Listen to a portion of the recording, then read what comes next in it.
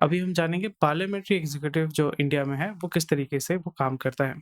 Simple सा concept है, पर यहाँ पे कुछ-कुछ चीज़ें हैं जो आपको ध्यान में रखना पड़ेगा ताकि आपको डाउट ना हो और कन्फ्यूजन ना हो। तो मैं सबसे पहले ये डेफ़िनेशन जो है वो आपको समझाऊँगा, पढ़ के समझाऊँगा, फिर उसके बाद जो है शॉर्ट पॉइंटर्स हम चेक करेंगे ताकि आप बहुत ही आसानी से इसको याद कर सकें और आप बहुत ही आसानी से आप इसको रिविज़न भी कर पाएँगे। तो सबसे पहले सिस्टम हम समझेंगे कि पार्लियामेंट्री एग्जीक्यूटिव इन इंडिया वो किस तरीके से काम करता है। जैसे आपको ऑलरेडी पता है कि हमारे यहाँ पे परमानेंट एग्जीक्यूटिव है और पॉलिटिकल एग्जीक्यूटिव है। Political executive are those who are elected by the people, यानी जो वोटिंग सिस्टम होता है उसके माध्यम से उनको इलेक्ट किया जाता है और वो आपका लेजिस्लेचर को चलाते हैं, वो आपका पार्लियामेंट में बैठते हैं। तो इसलिए उसको पार्लियामेंट्री एग्जीक्यूटिव कहा जाता है। India's executive is controlled by legislature, the people's representative. To prevent personality cults and ensure transparent and accountable government, the system was implemented. वो किस लिए इम्प्लीमेंट किया गया था? ताकि पर्सनैलिटी कल्ट जो है उसको अवॉइड किया जाए और यहाँ पे ट्रांसपेरेंसी जो है वो आपका मिले, और to make sure that everything is transparent, और यहाँ पे अकाउंटेबिलिटी, गवर्नमेंट की अकाउंटेबिलिटी होनी पड़ेगी। यानी आप कितना काम कर रहे हैं, सही से काम कर रहे हैं या नहीं कर रहे हैं, ये चीज़ बहुत ही ज़्यादा इंपॉर्टेंट हो जाता है। This system was implemented back then. तो नेशनल एग्जीक्यूटिव में क्या होता है? नेशनल एग्जीक्यूटिव में आपका प्रेसिडेंट, प्राइम मिनिस्टर और कैबिनेट मिनिस्टर या काउंसिल ऑफ मिनिस्टर्स होते हैं। ये आपका होता है नेशनल लेवल पे। नेशनल एग्जीक्यूटिव यानी जो सेंट्रल गवर्नमेंट होती है, वहाँ पे प्रेसिडेंट, प्राइम मिनिस्टर और काउंसिल ऑफ मिनिस्टर्स होते हैं, कैबिनेट मिनिस्टर्स होते हैं। यहाँ पे आपका जो स्टेट होता है, जो स्टेट का जो आपका एग्जीक्यूटिव होता है, स्टेट लेवल का जो एग्जीक्यूटिव होता है, वहाँ पे कौन-कौन होता है? गवर्नर, चीफ मिनिस्टर और काउंसिल ऑफ मिनिस्टर्स। क्योंकि आपका स्टेट में आपका प्रेसिडेंट तो नहीं होता है, आपका स्टेट में गवर्नर होता है, चीफ मिनिस्टर होता है, काउंसिल ऑफ मिनिस्टर्स होते हैं, वो होते हैं स्टेट लेवल पे। और नेशनल लेवल पे कौन होते हैं? आपके नेशनल लेवल पे होते हैं प्रेसिडेंट, प्राइम मिनिस्टर और काउंसिल ऑफ मिनिस्टर। यहाँ पे आपका प्रोपोर्शनल रिप्रेजेंटेशन होता है, and in electoral college of elected members of both houses and state legislative elect the president of India.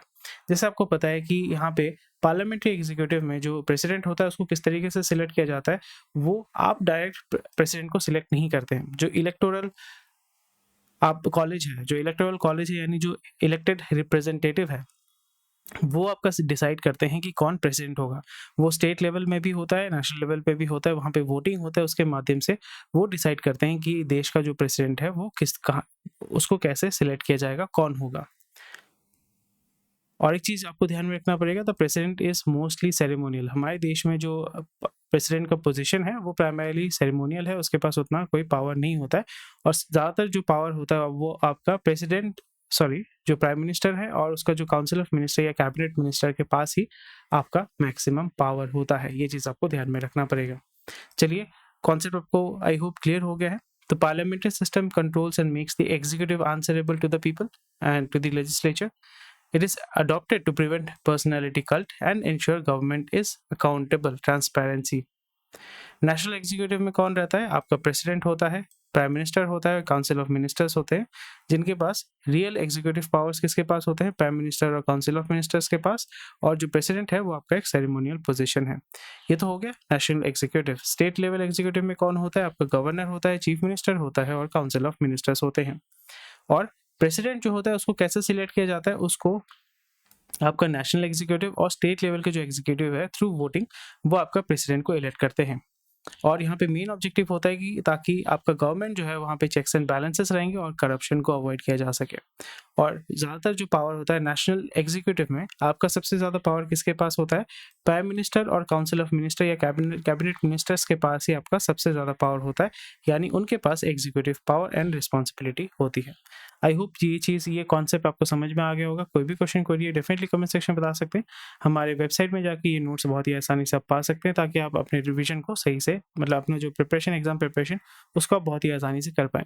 Thank you for watching this video. Visit करें skill योगी org, ताकि आप इस notes को आसानी से डाउनलोड कर सकें और रेगुलर अपडेट्स पा सकें। ये नोट्स आप बुक फॉर्मेट में भी पा सकते हैं, पीडीएफ डाउनलोड कर सकते हैं और हमारे वेबसाइट में जाके लॉगिन करके सारा कंटेंट बहुत ही आसानी से एक्सेस कर सकते हैं।